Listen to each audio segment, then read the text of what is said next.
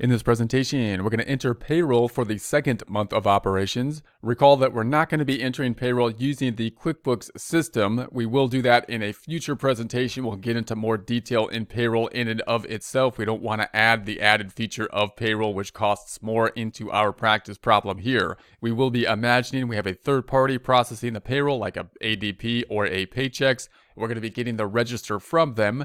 Then we need to enter that information somehow into our system so our financial statements then reflect the payroll information. Let's get into it with Intuit's QuickBooks Online.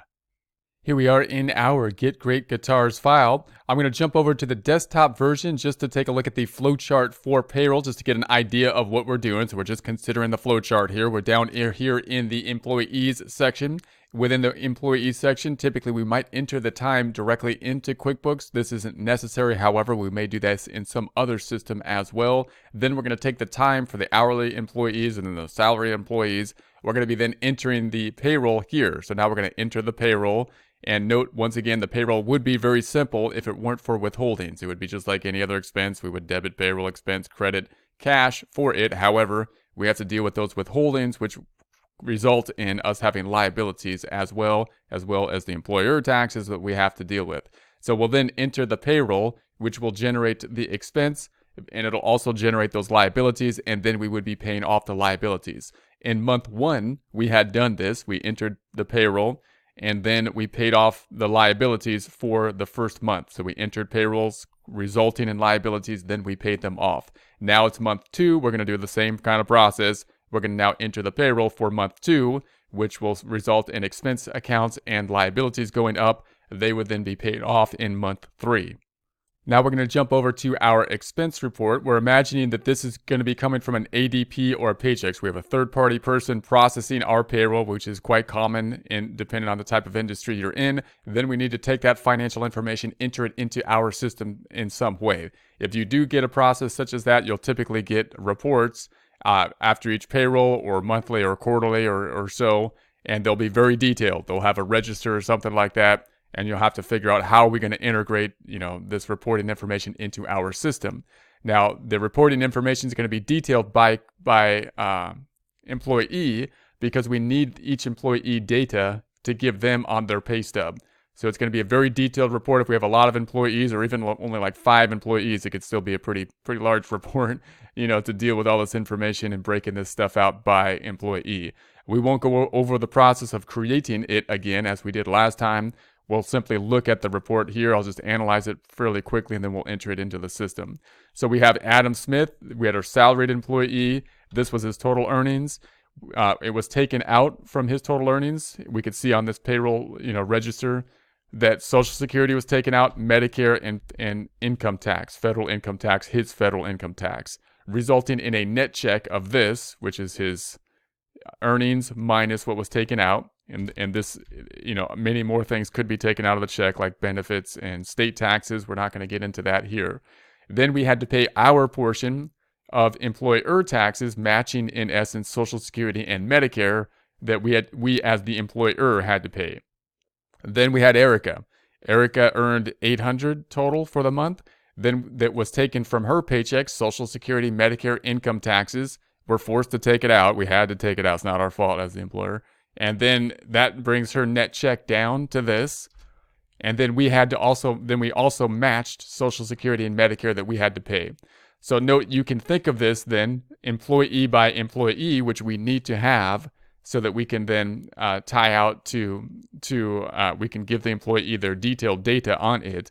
Or we can think about it as one lump journal entry, such as the total here. Here's the total gross pay for both employees. Here's what was taken from their pay for both employees. Here's the net kind of check, or the net checks that we wrote. This would be multiple checks, but the bottom line that came out for payroll, for the payroll account.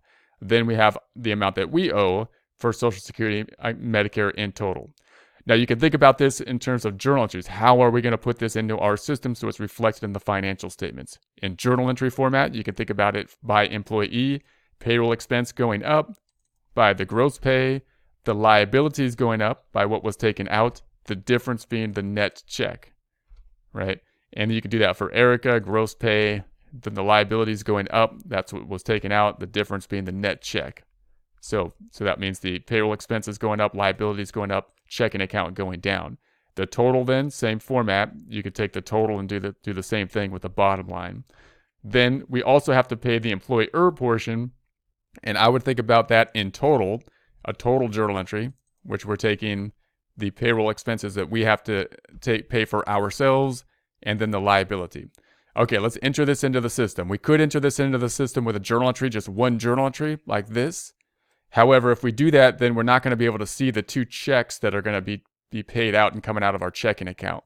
So we'll enter it as we did last time by employee, this transaction, and then we'll enter this transaction as one lump sum. All right, let's do it. We're going to go back into QuickBooks, and let's open up our reports first. I'm going to go to the trial balance or reports down below and just simply open the trial balance at this point. So I'm going to go into the find, type in the trial balance.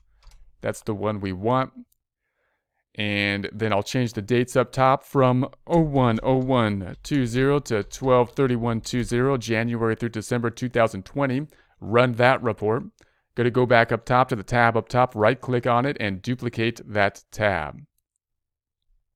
And then I'll close the hamburger, and again, the accounts that are going to be affected, checking accounts going to be affected, the payroll liability is going to be in the liabilities section is going to be affected, and then the payroll expense accounts, including payroll expense and payroll taxes. Now I'm going to do this by using a form, and that's going to be the expense form. So we're going to use the expense form to record the two checks, basically, or you could think of them as checks. We're going to call them electronic transfers that are going to come out. So let's do that. We're going to go back to the left. I'm going to say the plus button, and then we're going to go to the add the expense, which is kind of like a check, but it's not going to have a check number on it. I'm going to go to the other reasons down below, and then we're going to say who did we pay. I'm going to be bouncing back and forth from our Excel sheet. First is going to be Adam Hamilton. That's our first employee, so I'm going to say Adam Hamilton. On 229, checking account, that's what we want. Notice it's memorizing what we did last time with the payroll expense and liability. So that looks good. We just have to see if there's any change to the current period. There may not be. It just kind of depends, if there's any change or not. Especially if it's a salaried employee, it might be the same. So we're going to say it's the payroll expense should be the 4583.33. So 4583.33. And then the liability should be these three, which is the 107062. So it's a little bit different. Should be 1070.62. Let's change it. Negative 1070.62. And there is that. That gives us the net check of the $3,512.71. So back over here, there's the $3,512.71. Let's do the same thing for Erica. So we're going to do the same thing for Erica. So I'm going to say not the save and close. I'm going to select the drop down or the rise up. And I'm going to check up the save and new. We'll pick up the save and new. And we're going to do another one of these, this time for Erica. So we're going to say who did we pay? It's going to be Erica. We paid Erica Smith. We're going to say Erica Smith. And 229, we got the same payroll information popped up for us. Then the gross pay is going to be the 800. So we're going to pick up the 800 again. That's what we want. Looks good there. The other side on the expenses or the liability, 171. That might be different. It's $1 different. Negative 171. All right. That means the check amount's going to be the 629. Let's see if that is indeed the case over here. It's 628.8. I'm going to keep it. I'm going to take off the pennies. We'll make it the 629. Or let's add the penny. I mean, it's 0.2. So this was, oh, that's the wrong one. Let's go back to our account. This is going to be 0.2. So now we're at the 628.8. Let's check that out. We got 628.8. All right, that looks good. If we go back, I'm just going to minimize this time. If we go back, now let's say save and close. But before we do, what's this going to do when we record this? It's an expense account, which doesn't mean that only expense accounts are affected, but it's kind of like a check without a check number. we know that that means that the checking account is going to be going down by the full amount of the $628.80. Then the other side is going to be the expense. The expense is going to be going up for this one by the $800. The difference being the liability, what we took out of the paycheck, that's going to be increasing the payroll liability by the $171.20. Let's go ahead and check that now. We're going to say drop down or rise up. We're going to select the save and close this time. Then let's go to the trial balance. Let's refresh the screen. I'm going to refresh the screen up top. Then I'll close the hamburger, hold down Control, and scroll up a bit to the 125. Then let's go down to the checking account. We'll go into the checking account. And if we go to the bottom of the checking account, we should have our two checks that we paid. Here's Erica's check here, and there's Adam's check. So Erica and Adam, and it's the net check that's going to be appearing here. This is the net check that came out, not the gross pay. If we select one of them, then of course, we will go back to the expense form that we created. Closing that back out and going back up top, we're going to go back to our trial balance, back to the TB.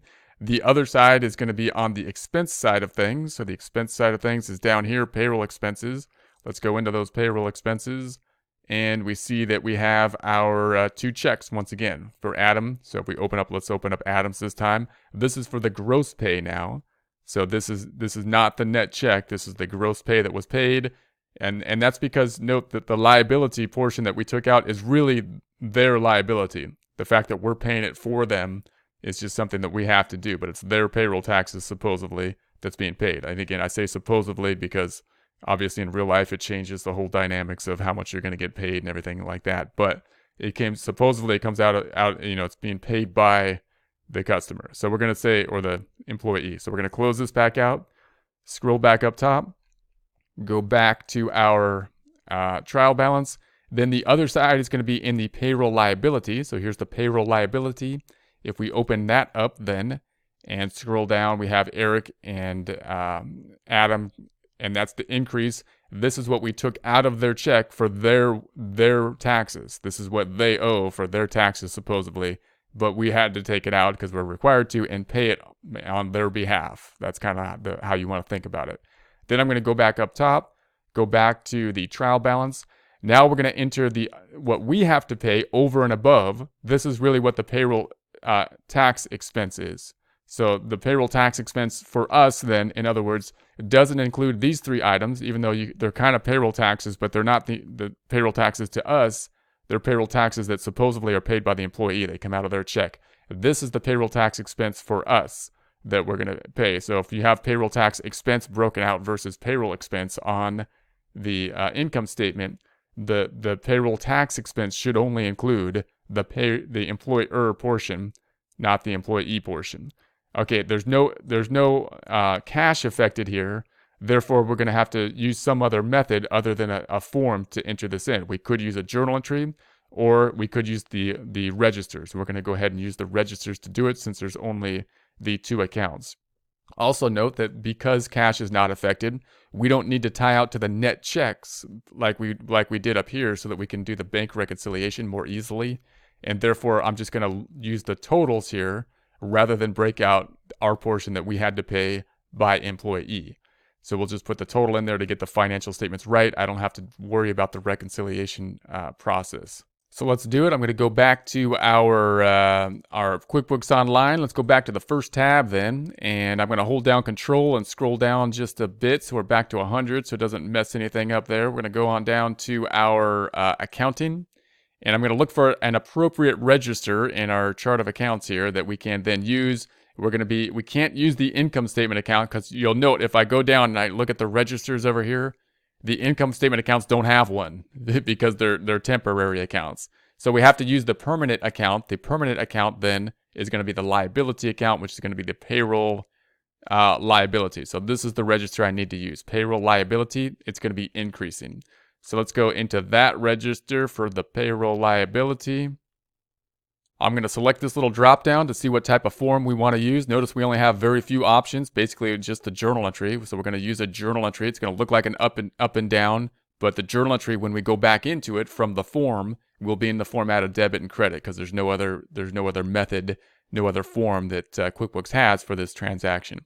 So I'm going to say, all right, this is going to be 022920, and we're gonna put here the payee. I'm going to just keep the payee as is, and we're going to say this is going to increase by the 41182. So increase 411.82.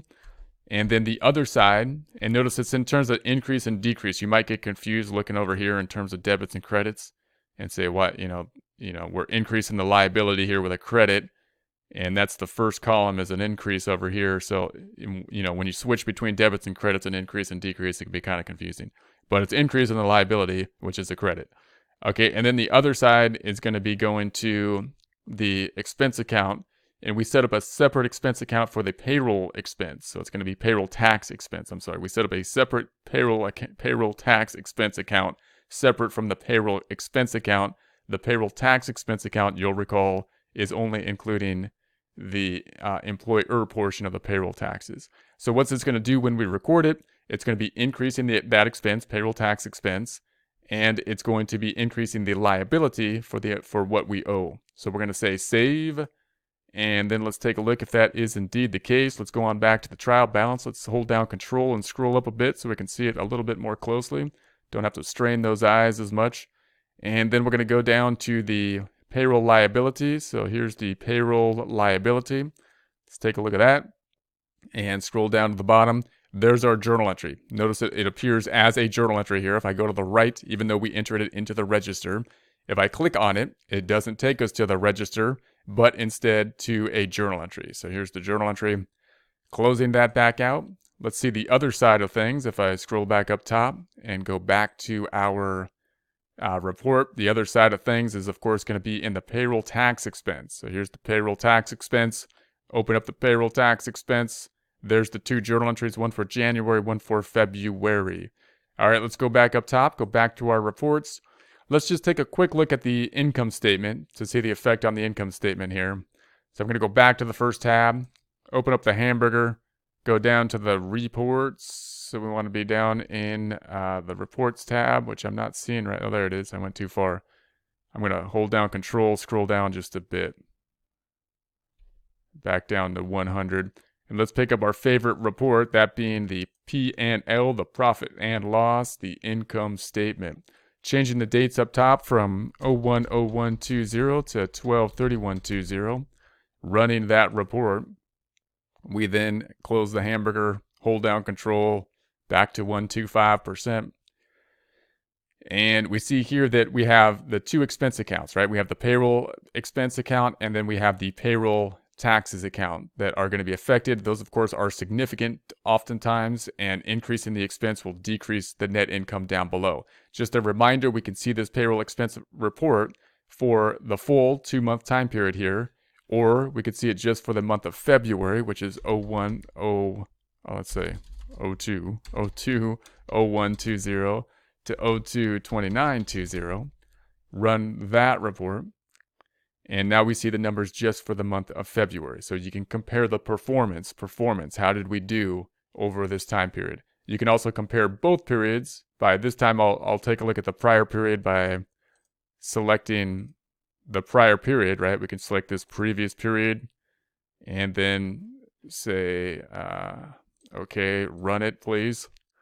And so now we have the February and January side by side, so you can kind of make a comparison between the two. Just remember that this is different than the balance sheet, because when you look at the balance sheet, you're talking about permanent accounts. You're talking about a point in time. February here means February 1st through February 29th, January 1st through January 31st.